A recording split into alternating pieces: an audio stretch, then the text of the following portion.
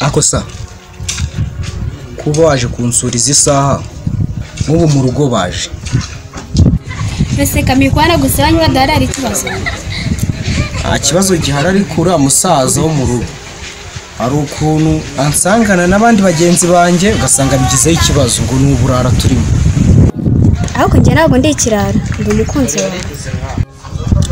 nanjye simvuze kuri ikirara pe sibyo, ahubwo ibintu ndi kukubwira ntabwo uri kubyumva neza.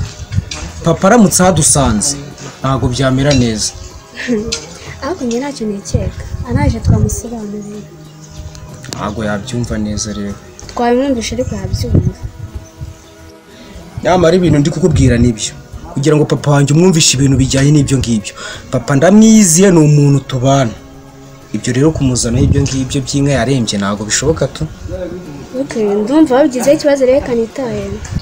oya da, ibyo byo gutaha ntabirimo, ahubwo twashaka ubundi buryo twabigenza atari ibyo ngibyo.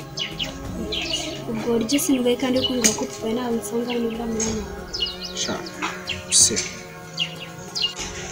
ariko se muto wowe bitewe n'uburyo yabibonye niki cyatumye duhomba ko? sha bitewe n'uburyo nabibonye menya ari utuntu twa hato na hato mwagiye mwinjiramo twatumye duhomba. oya muco ibyo bintu biraza kwigwaho kuko njye hari ibintu najyaga mbona wakoraga bitari sawa. nk'ibihese reka nkubwire, uribuka wa mukobwa bitaga Sara uko yazaga ibintu byose yakoreshaga yakwishyuraga? amafaranga yaranyishyuraga keretse ahubwo niba inzoga yanywaga uyu nguyu ataramwishyuraga. oya njye yaranyishyuraga byose yarayanyishyuraga gutya. nese nanjye ko yanyishyuye ubwo byagiye. hari ibintu atari kumva njyewe. okay twaranguraga ihene y'ibihumbi 40 bikavamo ibihumbi 35 bitanu byajyaga he? ono ibi bintu ni ibyacu ko turi batatu, nta wundi waduhombeje nitwe twihombeje. usibye umunsi umwe twaranguye ihene iri hejuru ya 40, hari indi nshuro n'imwe twigeze turenza 35. nayo ahubwo nanjye nkibaza icyatumye duhomba. oya ibi bintu byabaye habayeho kutita ku bintu. iyo usanga ibintu byose mwabikurikiranye nk'uko byari bikwiye, gusa izi ngizi tuba turi abantu bameze neza ntabwo tuba twarahombye bigeza kabisa. icyo cyo nicyo. ibi bintu mukomeje kubitindaho cyane byakara bikarenza urugero, ahubwo mureke twishakemo umuti w'ikibazo. ariko murabizi mfite igitekerezo. icyo nicyo dushaka kugira ngo turebe ko twakwikura muri ubu bukene. mwaretse tugafata udufaranga duke dusigaranye noneho tukatubetinga ko twarya amafaranga menshi akabari kacu kakongera kagatera imbere. shawe ntabwo uzi ibyo ejo bundi reyari yankoreye. uzi ko na betinze amafaranga yose nari mfite agahita ashira. bose si byumvikana ahantu mwayamariye, ubwo mwese mwarabetinze. oya da, nanjye nkori pari nuko ari igitekerezo narinzanye.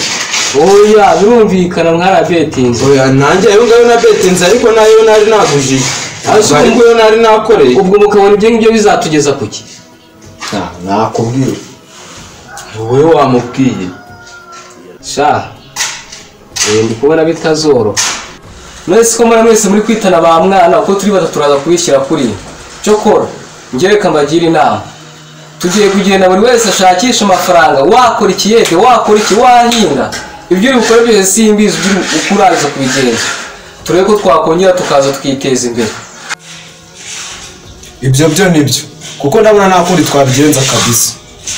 cyane rwose ibyo bintu bifite gahunda, ariko kugira ngo twizere neza ko amafaranga dufite ntahazajya muyazane nyabike. ngo yabike? nyabike nyine. waretse se buri wese akayibikira tukazayazanira kimwe? oya aho ngaho ushobora kugenda nukora ukazayazana yonyine ukavuga ko uvuye mu kazi. oya ibyo ngibyo mubireke ndaza kubyitaho. tugiye gufunguza konte tuze kuba tuyashyizeho kugira ngo nurajya akora nawe ajye yashyiraho, namara kugwira twongere dutangire tuzatuwe igishoro twemeze dukore. icyo gitekerezo cyo ni kizima. naho icyo kuvuga ngo tuyahereze gada yabike ni nko kurindisha imbwa inyama. ibyo bintu ntabwo byashoboka. okay nibyo ntacyo bitwaye, konte nayibafungurira. ese kuki buri kintu uri gukura wishyira? ntabwo turamutse dufunguje akawunti ntabwo twayishyira mu mazina yawe, ahubwo twashaka uburyo turayita izina twese duhuriyeho.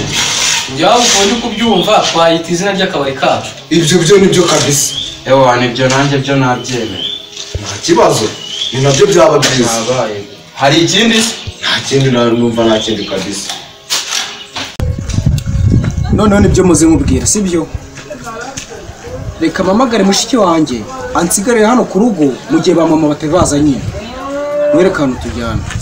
Nisikomeye aho udashaka kumbwira ni hehe? Ese wowe binyemerere bikore gutyo uri buhabone tuhageze. Okay, nta kibazo. Nadia! Nadia!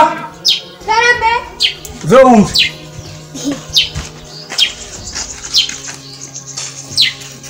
Ese aho kuza gutyo nagusuhuza abantu uyu nguyu uramuzi? uyu mukobwa se nuwe? Uyu ni umushyitsi uba waje kudusura. Okay, ni byiza kuba yaje kudusura. None se sisi witwa nde? Bayita Savoy. Njye nitwa Nadia. Sara we, ubona ni mushiki wanjye nyine.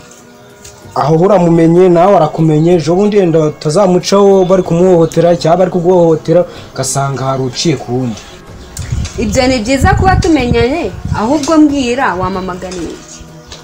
Ikintu muhamagariye rero hano, hari ahantu ngiye kugira nyine usigare mu rugo sibyo?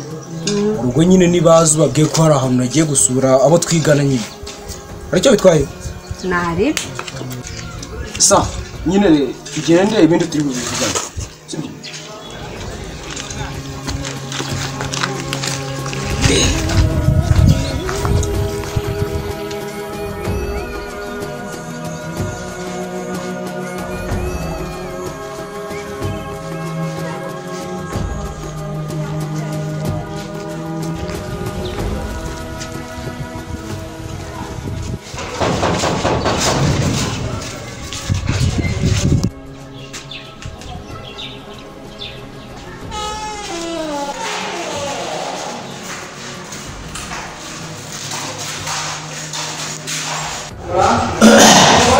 Shaka ndabona ari sawa kandi umukorera neza pe.